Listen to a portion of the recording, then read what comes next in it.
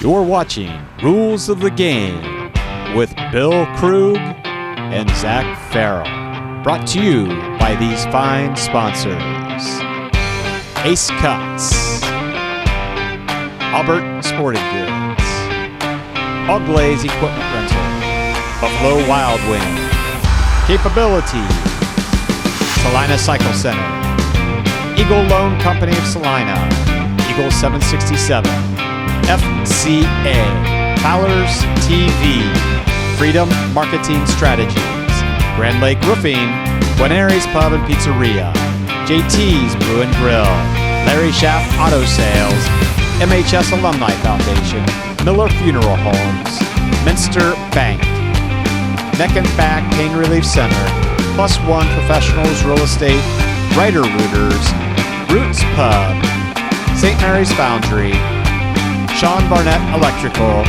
Spees Chiropractic and Wellness Center, Spring Street Storage, TSC, and Varsity Lanes. Hello and welcome to Rules of the Game with Bill Krug. I'm your host, Zach Farrell. Each and every week we have local official Bill Krug here to look at some of the clips from the previous week's game. Bill, thanks for being here again. Thanks, Zach. Appreciate it. Bill, any extra emphasis this week from the state? Any bulletins you've gotten? Anything of note? Last week we received a bulletin before the games. You know, we usually get it about Thursday or Friday, and it was emphasizing making sure that the players wear their uniforms properly. Not so much proper equipment, because we have to go through that, but making sure that their uniforms are properly worn. And so we had to go over some of that stuff with each head coach, and making sure that the players had their uniforms worn properly, and they both assured us that they were. And so that was the emphasis this week, was the uniform policy. Does that usually mean that there was something across the state that had been a problem? Or? Yeah, that usually, when we get a notice like that, it's usually something happened somewhere in the state that somebody complained that this isn't right, and they probably looked at it, and whoever complained was probably right, so they put it out there for everybody in the state to know, that make sure that these uniforms are worn properly. Well, what kind of common uniform issues do you see? Like the pants. The pants have to be worn over the knees. There has to be a pad in them, whether the pad is a sleeve or in a knee pad in the pants, right. And that has to be worn over the knees. And that is the main one that we get, is make sure that those knee pads, that those knees are covered with some kind of pad, and that the pant has to cover that. The pant has to cover the knee, and that is the biggest. You watch Saturday afternoon college football, and their pants are up. They're actually wearing shorts, no knee pads whatsoever. Nothing's covering the knees. But in high school, you can't do that. You have to have your knees covered. We've seen players pushing the envelope on that. every week, and yeah. it's usually the star players, you know. Yeah. So yeah. You have to keep your eyes open on all of them. And we go through that with the coaches before the game, make sure that their knees are covered, and the coaches always say, yep, we'll have them down before the game time. And every game we have to tell a player or two on either side, hey, get those pants down or you're going to have to leave and be replaced. And that's the remedy, is they don't get to play, right? They're not on the field. Then they don't get to play until they get those knees covered. Gotcha. Well, we're going to jump right into some of the clips from the Friday night's game against Wapakoneta. This first one was the initial kickoff of the game. I thought that it was a block in the back by Childs. I think you see 22 kind of coming across the screen and sort of pushing that guy right there. And there's where the penalty marker comes flying in there. So 22 is running away from us and sort of pushes the guy. But what's interesting is I thought that during the game, when it was announced over the PA, it was announced as holding. And so I'm not sure if maybe that was just the PA announcer having it wrong, but I thought it was the referee that said it, but I don't see holding there either, though. Well, the block in the back and the holding are very similar signals. Right. And maybe the PA announcer just got the signal wrong, or whoever threw the flag, when he's signaling to the referee who has the microphone on, maybe the referee got the signal wrong. Okay. And then he announced it over did he have a speaker? Yes, he had a speaker, yeah.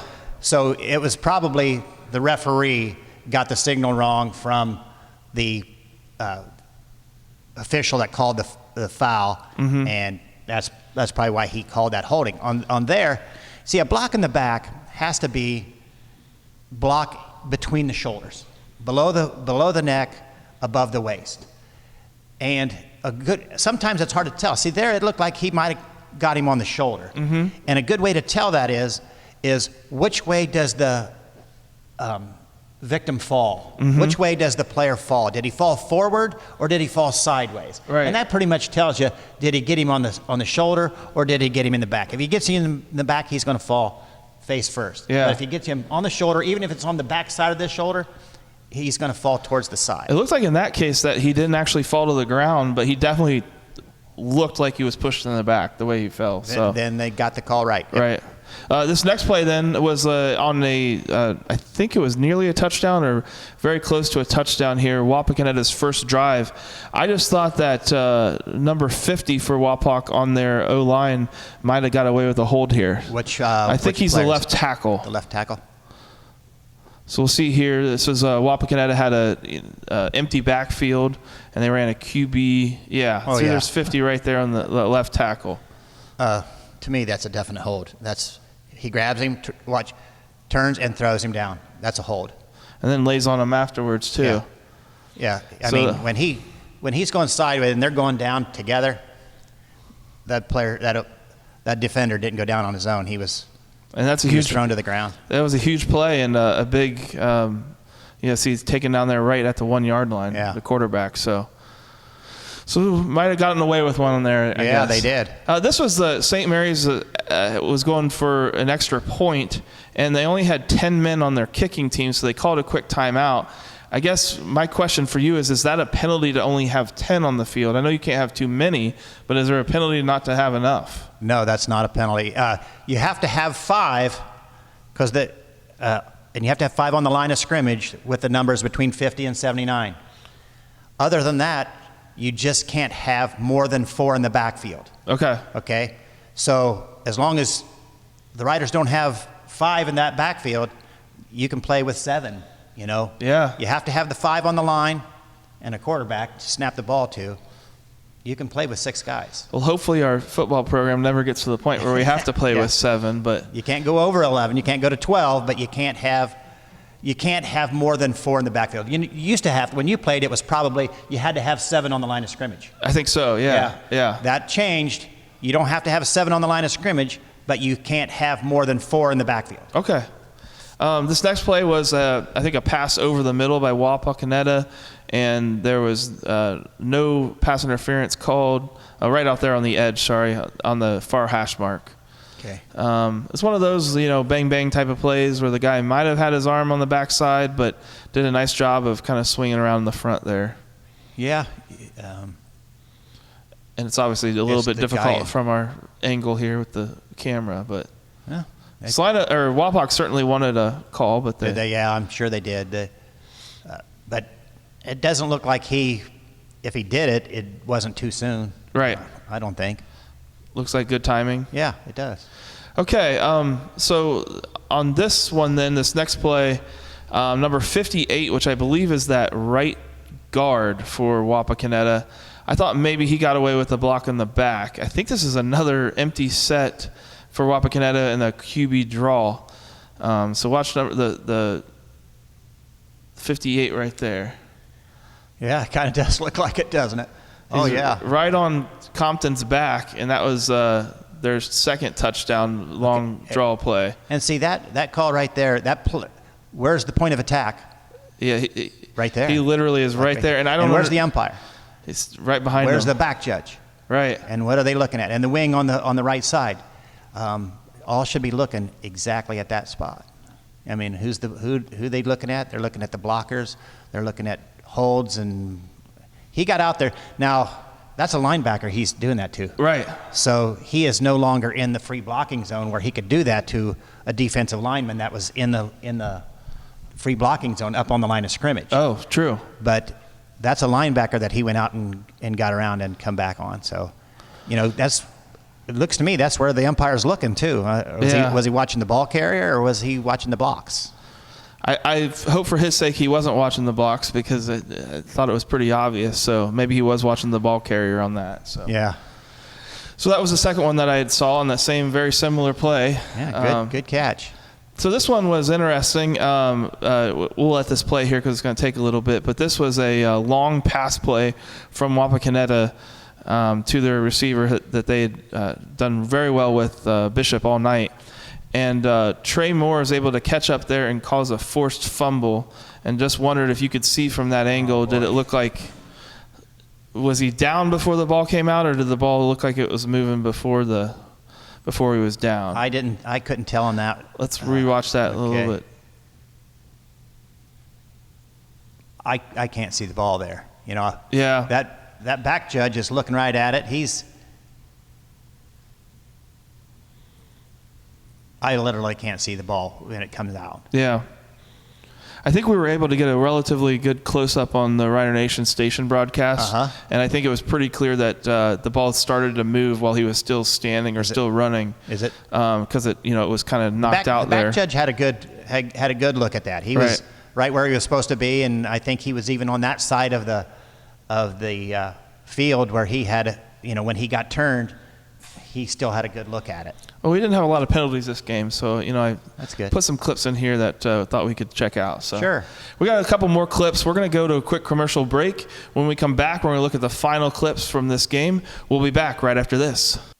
You're watching Rules of the Game with Bill Krug and Zach Farrell. Brought to you by these fine sponsors: Ace Cuts, Albert Sporting Goods, All Glaze Equipment Rental, Buffalo Wild Wing, Capability, Salina Cycle Center, Eagle Loan Company of Salina, Eagle 767, FCA, Fowler's TV, Freedom Marketing Strategies, Grand Lake Roofing, Guarneri's Pub and Pizzeria, JT's Brew and Grill, Larry Schaff Auto Sales, MHS Alumni Foundation, Miller Funeral Homes, Minster Bank, Neck and Back Pain Relief Center, Plus One Professionals Real Estate, Writer Rooters, Roots Pub, St. Mary's Foundry, Sean Barnett Electrical, Spees Chiropractic and Wellness Center, Spring Street Storage, TSC, and Varsity Lanes.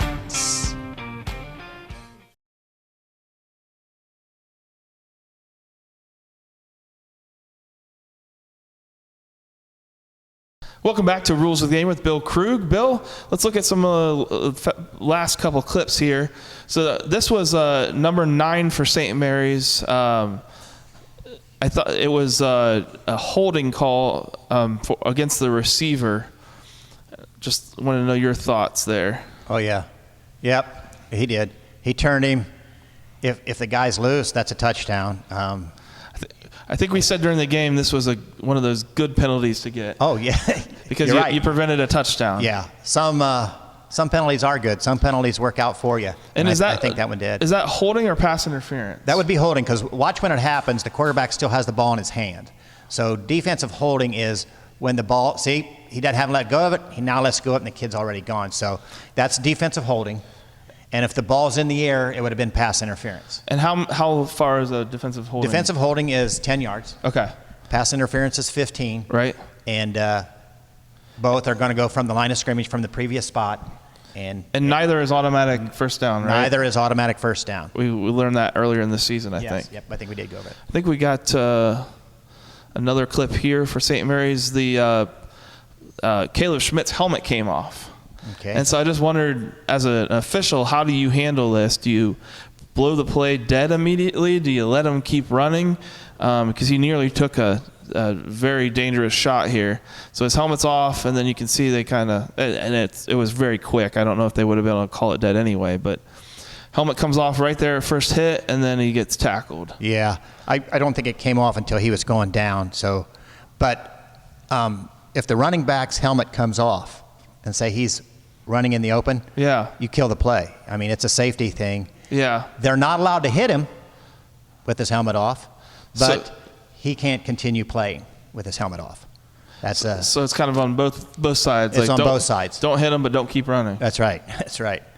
If you keep running, somebody might think that it's okay to hit you, and yeah, not what we want. We'll watch it one more time here. I think we can see maybe the helmet. See the helmet's laying there on the Oh, ground. by George, it is. Yeah. It's off way before then. Yeah. Yeah. So if we can skip to maybe the middle of the play there. Yeah. Let's see right here one more time. Comes first hit, helmet's off. And I remember he was messing with his helmet right before this play, so it must have had trouble being loose or something. Probably didn't get his chin strap on his chin when he was trying to. Right. Because they'll snap off. They'll come off pretty easy if that chin can't hold it. You know? And he had to come out of the game after that, right? Because Yes. it wasn't ripped off by the other team. The only way like they can stay in the game if it's taken off during a penalty. Okay. You know, Yeah, face mask. a face mask Yep. or something like that. Yep. Well, Bill, thank you so much for looking at the clips this week, giving us some insight into the bulletins. We'll be back hopefully with some clips from the Rough Riders' victory at OG. We are going to be at OG this week for the football game. Rider Nation Station will be bringing you all of the highlights. So Great. We'll see everybody next week. Thanks, Bill. Thanks, Zach. Thanks for watching another episode of Rider Nation Station. Help us help you by subscribing on YouTube or following us on Facebook.